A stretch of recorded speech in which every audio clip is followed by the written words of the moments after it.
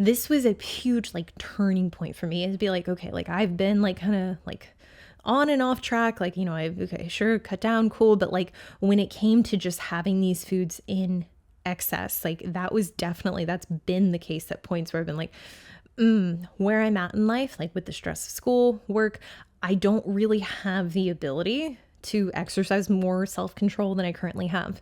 That was another big thing, is like being just very avidly just honest with myself around like, hey, as much as I want to be like hardcore and I want to never have slip-ups, like realistically, I have used food as a coping mechanism for long periods in my life. And that's not something I would expect of myself just to not do. Like, it's not something I would necessarily be like, well, if you just want it bad enough, like you're just not going to overeat. What I was actually able to do, and what I found to be very effective for myself, but also with clients, is establish when I am having these bouts of, the probability of non-adherence is higher. And really, in turn, doing things that support me staying on track, not putting myself in positions where temptation is high, accessibility is very high. Like I have the resources at hand where I can overeat, and understanding that this is ultimately going to start with how honest I am with myself around where I'm at in terms of adherence. Now, as straightforward as I am with clients around like, hey, you don't have to be perfect. You just have to be honest with me. This is still something that some clients like very, very avidly struggle to own their mistakes.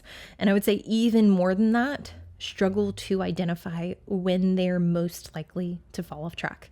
So I've talked about this before, but I think it's just a staple in establishing a foundation around why you're non-adherent. Where does this happen at? Does this happen in an environment that's, let's say, like a home base? Like intrinsically, it happens on home turf where you just have things that are a little too easy to access, and the way that you live your life, maybe you do have a heightened degree of stress and that's just your baseline. Or does this happen when you're out? Does this happen when you're just shopping? Like you just see things that you want, and like, maybe at the store you put something in your cart because you're like, yeah, it's like a fucking Blondie. Like I know I'm going to be over my calories, but it looks really good. It's like, these are all things that you have to consider when you're really unpacking, like, why does this continue to happen? And I think without fully understanding it, it ultimately puts you in a position where you're really just going to be starting from square one every time that you have this overage. So I'll tell you a different story. This is completely different than the Pasokin thing. This was actually like this past week. Jordan and I, he has a client who always bakes for us. Like, every week she's sending us home with like homemade cheesecake. She did a pumpkin pie. And she's not the only one. Like other people from his gym, they send us home with sweets all the time.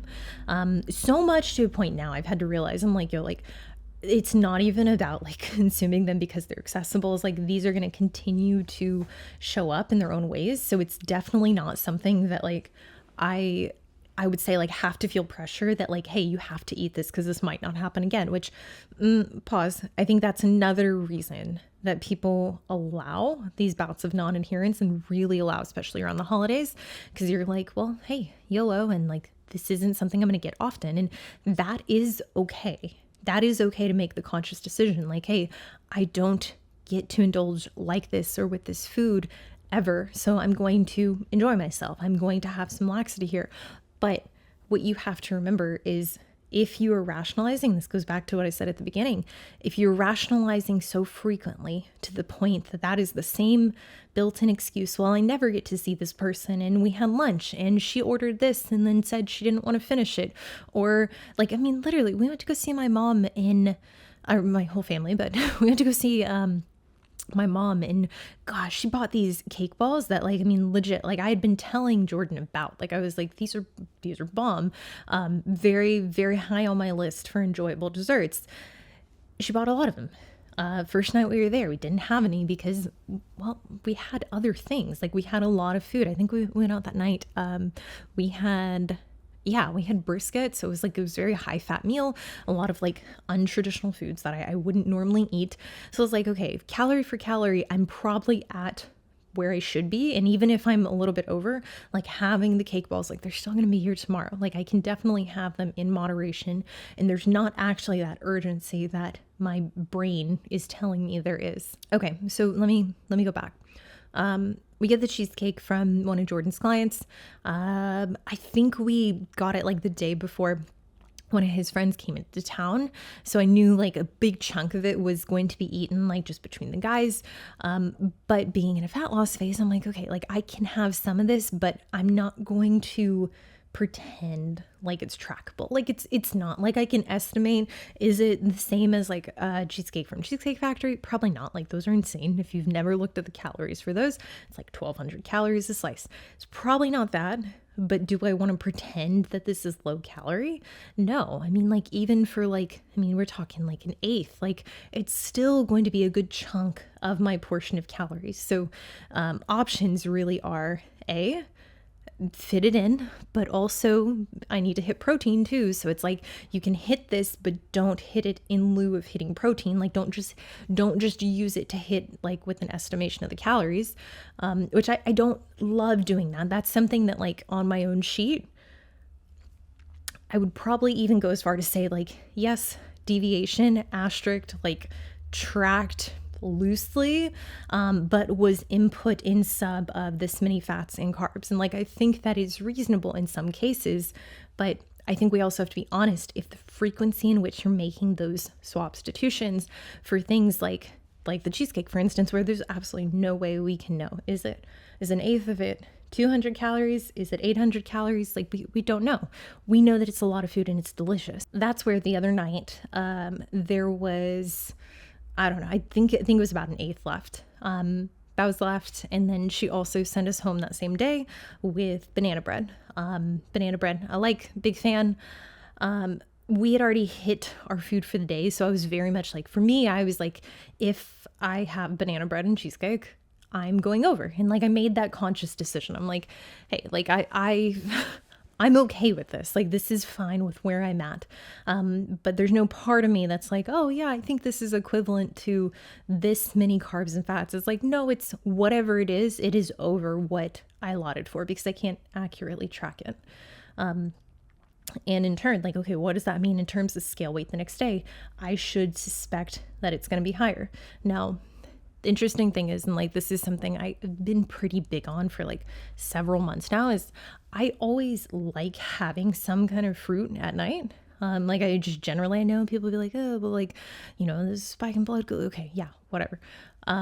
Nectarines, apples, been doing kiwis lately. Yeah, like really good. I was kind of doing that like with dinner. But I typically, even after I eat all my food, I always like fit in at least like one like whole whatever. So that can be apple, nectarine. And it's always very satisfying. Like that for me, and like some of y'all are going to roast me and be like, hey, like that is not a dessert. It definitely satisfies. It definitely is satisfying. And like, no, it's not a dessert. And in the case where you are feeling excess hunger, you are feeling like I'm not quite ready to be done eating. I do think that this is where you have to lean into these hacks, into these modifications where it's like, well, is that going to prevent you in this case, like from eating cheesecake or banana bread? Maybe not entirely, but I'll tell you what happened. So we split the cheesecake. It's not a tremendous amount, but it's like, it's a good, reasonable slice. Banana bread, cut off a very, very conservative slice, but I'm like, you know what? It is good. Whatever. Fine. I've accepted. I'm going to be over today. Not a big deal. I cut up an apple for both of us. We go to eat. We're like enjoying, blah, blah, blah. We even had some, not necessarily disagreement, but I was like, no, we got to go banana bread, apple, cheesecake. Jordan's like, no, we got to go apple, banana bread, cheesecake. And I just like kind of conceded. I was like, yeah, okay, sure. We had the apple. And quite honestly, I think around the same time that he said this, I was feeling this already. I was about to say something. He's like, I don't think I'm gonna have room for the cheesecake. And I know some of y'all are like, this is shit that didn't happen. No, legit. And like, I mean, like I remember as I was like eating the apple, I was like, fuck, like I'm getting kind of full right now. And we ended up deciding, we're like, we'll just put the cheesecake away. And like, spoiler, we had it last night. So it's like, it's not like it got wasted. It's not like, it was like, oh, like this apple made it to where I didn't have this like high craving for something, you know, like very calorically dense. It was just like in that moment, I was like, oh, wow, that's kind of insane that this like 80 calorie apple just prevented like even on an average, like a 400 or 500 calorie deviation for me. Like I still had the banana bread, and I mean, like, we're talking like very, very thin piece. But just with the cheesecake alone, I was like, okay, that was pretty simple. Like, I should absolutely keep this in mind because I mean, like, I say it's not common for us to have like multiple sweets at once. And I would say, like, typically these aren't things that like we're doing regularly because he does get delivered those. He gets gifted those like pretty frequently.